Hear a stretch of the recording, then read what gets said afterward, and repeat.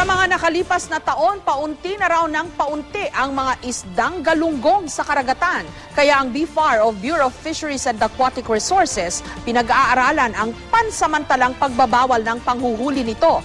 May report si Salima Refran. Noong panahon ni dating Pangulong Cory Aquino, isa ang galunggong o GG sa tinuring na pagkain ng masa. Pero ang isa sa paboritong pagkain ni Juan, pinag-aaralan ngayon ng Bureau of Fisheries and Aquatic Resources o BFAR na isailalim sa fishing ban. Ayon sa BFAR, ang galunggong na 100 piso kada kilong karaniwang benta sa palengke, unti-unti na raw nauubos sa karagatan ng Pilipinas. Unang-una, gusto nating maparami yung stock ng galunggong. Pag napadami natin, hindi na natin kailangan pa mag-import. Paliwanag ng BFAR, ipagbabawal ang pangingisda ng galunggong sa panahong nagbubuntis ito. Sabay-sabay halos silang buntis.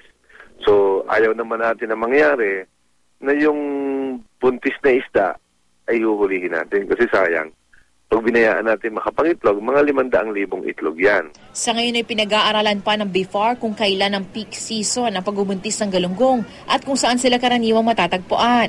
Pero bagaman pinag-aaralan pa, may ilan nang umaalma. Sa akin kasi favorite ko talaga. Maraming maghahanap ng galunggong kasi hindi lang naman din sa akin siguro. Marami namang tao na mas gusto talaga ang galunggong. Kawawa naman yung konti lang ang pera, yung maliit lang ang pambili ng isda.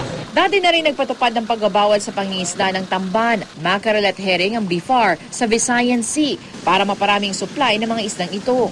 Dahil kasi sa pagiging major fishing ground ng Visayan Sea, malaki umunong binaba ng bilang ng mga isdang ito sa bahaging yun ng bansa. Naging matagumpay naman daw ang inisyatibong ito, kaya inalista rin ang fishing ban nitong Marso. Salima Refran, GMA News.